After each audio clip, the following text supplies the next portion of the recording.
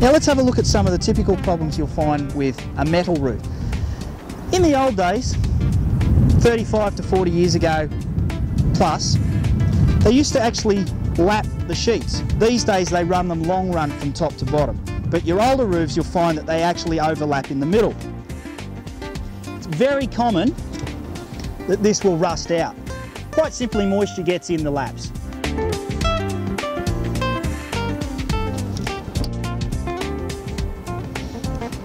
Now this can be a cause of leaks. You see, a certain amount of water capillaries back up under this sheet, so it will run down and then run back up there.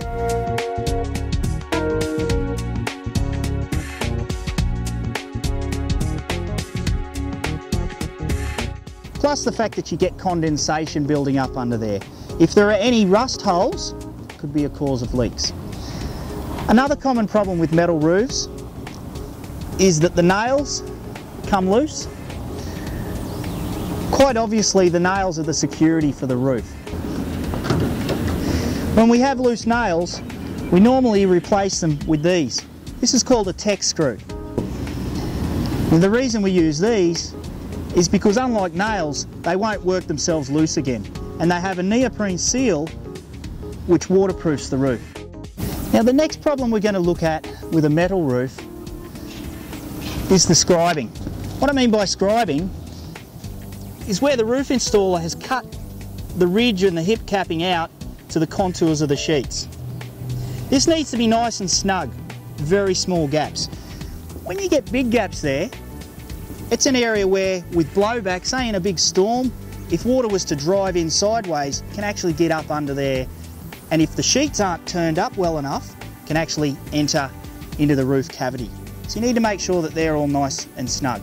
One word of warning, if you find there are gaps there, do not under any circumstances fill them with silicone. I'll just show you over the other side of the roof. See this?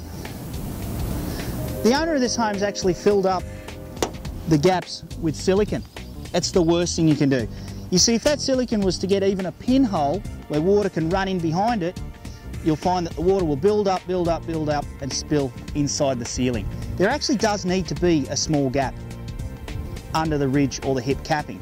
It just needs to be a small gap, that's what we're saying. The next problem we're going to look at with a metal roof is the likelihood of loose sheets.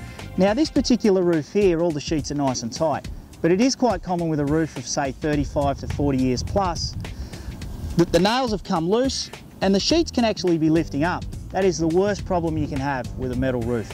You see, if the sheets are lifting up in any places, that's an area where wind can get in underneath and actually tear the roof off.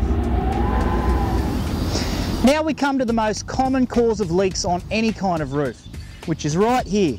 This is called a valley. If your valley's clogged up with leaves or other debris, that's an area where water can get trapped and leak inside the ceiling cavity.